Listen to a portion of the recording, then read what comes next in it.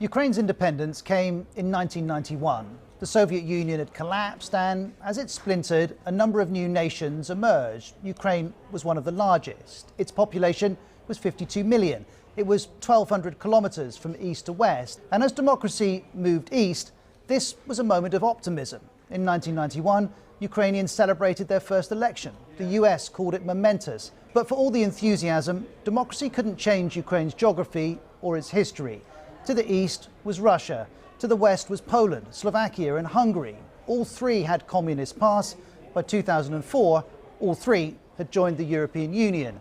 Being pro-Russia or pro-Europe became a fundamental dividing line in Ukrainian politics. And months later, we saw how. Amidst allegations of electoral fraud, what became known as the Orange Revolution began.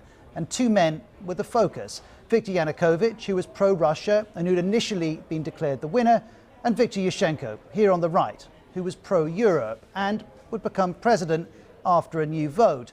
And while the outcome of that election was settled, relations with Russia were not. In 2010, there was a further twist. Yanukovych was re-elected, and then in 2013, he would take a decision with huge ramifications. As EU leaders arrived for the Eastern Partnership Summit, something was missing. The centrepiece was supposed to have been the signing of an association agreement with Ukraine. But it didn't happen.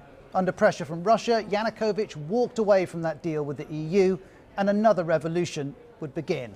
There were weeks of protests and crackdowns, and in the end, Yanukovych would flee this country estate just outside Kiev and head for Russia. Watching from Moscow was Vladimir Putin.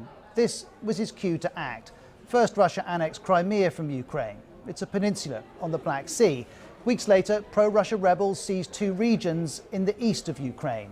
Russia already divided Ukrainian politics. Now Putin was dividing the country itself. But the turn towards the West that frustrated him then remains now. One recent poll shows 68% of Ukrainians are in favor of joining the EU. Putin, though, sees Russians and Ukrainians as one people, a single whole. That perception may explain this invasion today, but perhaps there's something else too. The 90s brought a surge of democratic optimism. To Ukraine's current president, this invasion is showing us what Putin thinks of that. Putin started a war against Ukraine, against the whole democratic world. He wants to destroy my country. He wants to destroy our country. Everything we've been building, everything we live for. That effort to build a nation began as Ukraine emerged from the Soviet Union and the end of the Cold War. Today, as Russia invades, Ukrainians are seeing the extent of Putin's resentment of what happened then and what's happened since.